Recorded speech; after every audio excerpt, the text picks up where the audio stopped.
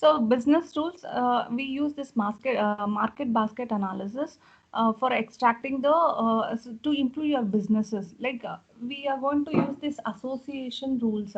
What is this association rules? See, whenever you are buying the product in the Amazon or any website, you search for some product. That relevant product, it will be appearing in the other websites also. So, if you are looking for that relevant to that only, you will be getting different products of same product, but different brands you may get. How it is happening? It is just they are using the market basket analysis, and if you go with the Netflix, you will be watching the movie. Okay, if you are interested with um, some kind of animal oriented movies, then relevant to that only it will keep showing the movies. Other movies also you'll be having recommendations. These are all the recommendations. These are all how it will be derived is like they use association rules for this. So they use business rules. These are called as business rules. Okay, market basket analysis. So if you take one more example, like for example, you are going to buy the milk and bread. Okay, you just analyze 3 days you buy milk and bread. Okay, next first day you are buying milk and bread. Next day you will buy milk, uh, butter, bread. Then again you are going to buy milk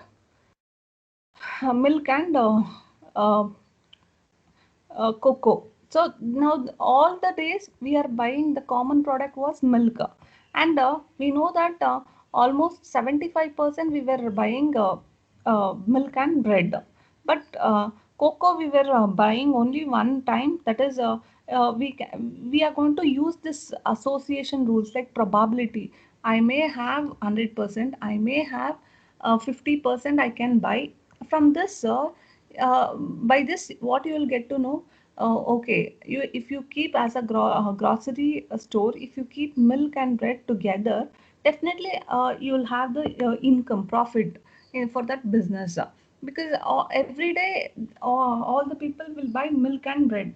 It's like uh, if you buy computer. Okay, if you buy computer, then you will be recommended with antivirus. Like that, the association rules will be done. Okay, using this business rules. This is market basket analysis. With the help of this, we are going to uh, recommend some more products so that we can sell and make the profit.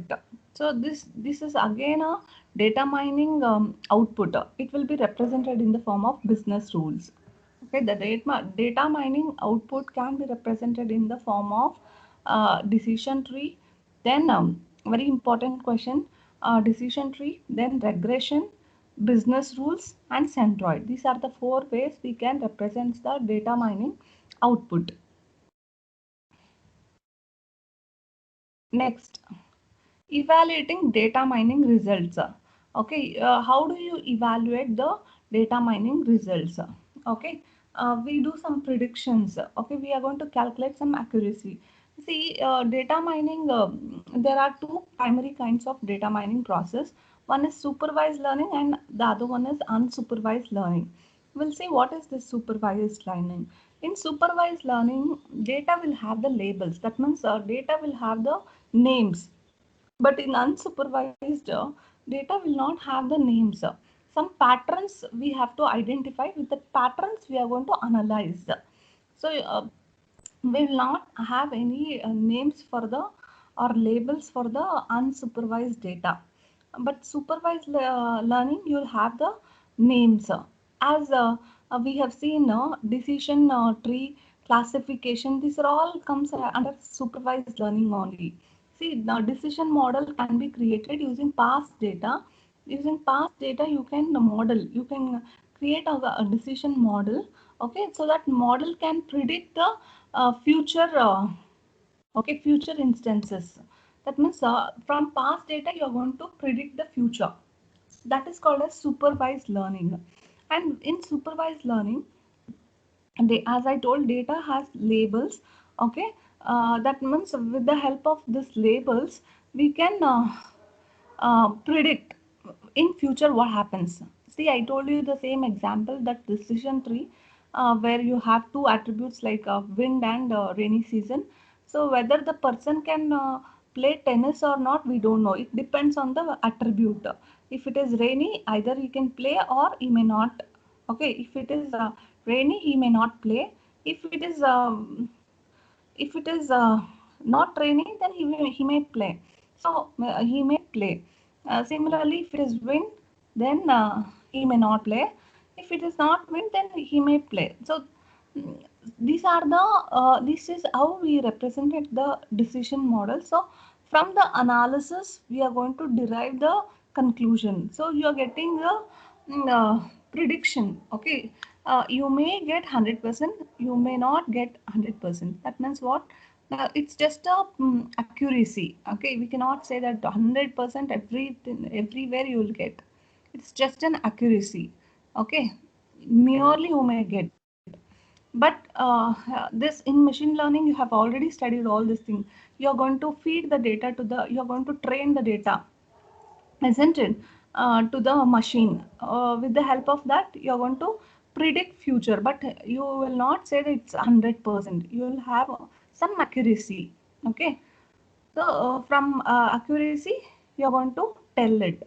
So this is a supervised learning. So it is a model based and can be created using past data, and from past data I'm going to predict the future, and I'll predict the correct answer for future data instances. Okay, correct data answers. Okay, how we will do it, we'll see the example. Classification is a main category of supervised learning. This is a main classification of your supervised learning. So there are many techniques for classifications, like decision tree being the most popular one. Each of these techniques can be implemented with many algorithms. We have many algorithms like a C5 algorithm, CART algorithms for implementing the decision tree. Okay, that is for classification. We can use this different algorithm. Okay, next we have common metric for classification technique is predictive accuracy. So we have a common metric for classification technique, that is predictive accuracy. The formula comes like this: predictive accuracy is equal to correct prediction by total number of predictions. Okay, predictive accuracy is equal to correct prediction by total number of predictions. Now, now we'll take one example. Okay, so before going to this, see, suppose data mining project has initially has been initiated to develop a predictive model for cancer patient using a decision tree. So using a relevant set of variables and data instances, a decision tree model has been created. Okay, so now decision model has been created. The model is then used to predict the other data instances. Now we will see when a true positive data point is positive, that is a correct prediction, then it is a true positive. Okay, similarly, when true negative data point is classified as negative, then it is true negative. So we'll see this diagram. Okay, now see, this is the predictions. Okay, this is a confusion matrix.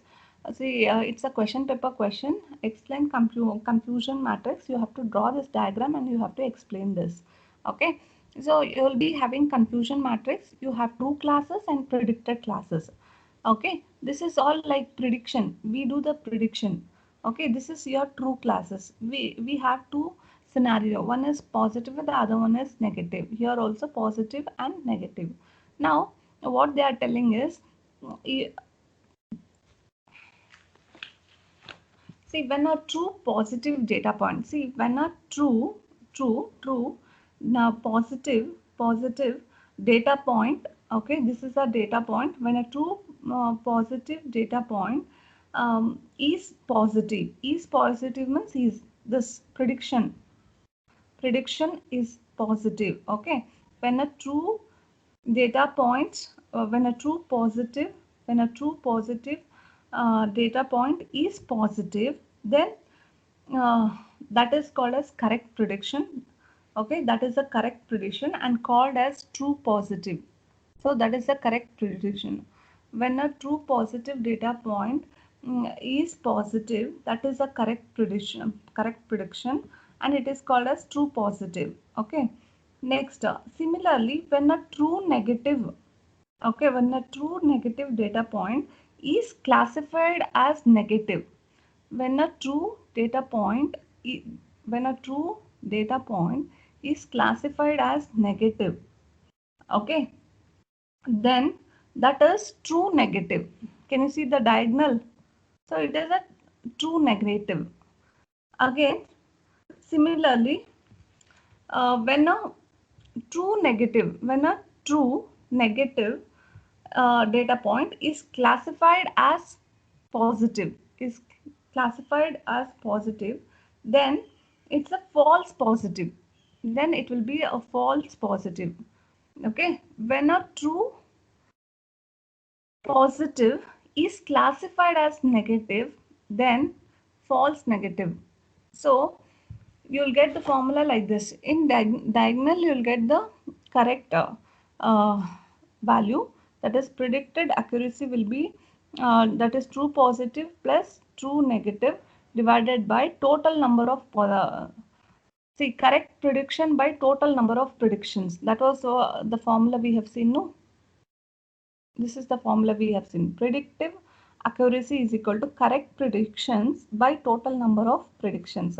Now in this we got a correct prediction is this true positive and true negative is a correct diagonal. Whatever you got is a correct prediction divided by total number of predictions. So true positive plus true negative plus false positive and false negative. So this is how the predictive accuracy will be represented. So just you have to explain this. Okay, what is this confusion matrix is? When you have the predictions when you are making, see, this is what we are doing. You have a data mining project that has been initiated to develop a predictive model. It's a model based for cancer patient using decision tree. So how the model based will be represented, that is what we are seeing here. Using a relevant set of variables and data instances, a decision tree model has been created. The model is then used to predict the other data instances. From model, we are going to predict the other data instances. When true positive data point is positive, that is correct prediction.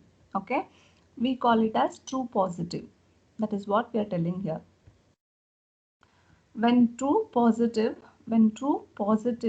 data point is positive, that is a correct prediction. That is a correct prediction and is called as true positive.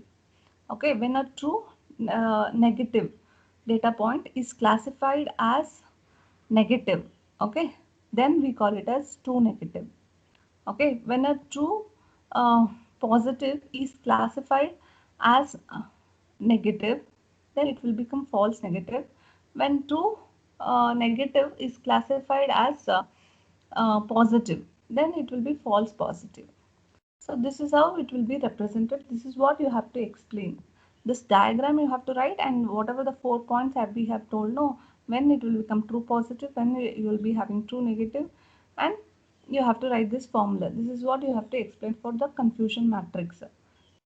You have in the question paper, explain confusion matrix. This is what you have to explain. So that is what we have given here. When a true positive data point is positive, that is correct prediction, we call it as true positive. Similarly, when true negative data point is classified as negative, then we call it as true negative. So when you get this diagonal, no, that is the correct prediction. So diagonal, we will get the correct prediction. On other hand, when true positive data point is classified as negative, then we call that is an incorrect prediction. Actually, it's an incorrect prediction. We call it as it's a false negative. Similarly, when true negative data point is classified as positive. That is also classified called as a false positive. So this is how we are going to represent the confusion matrix.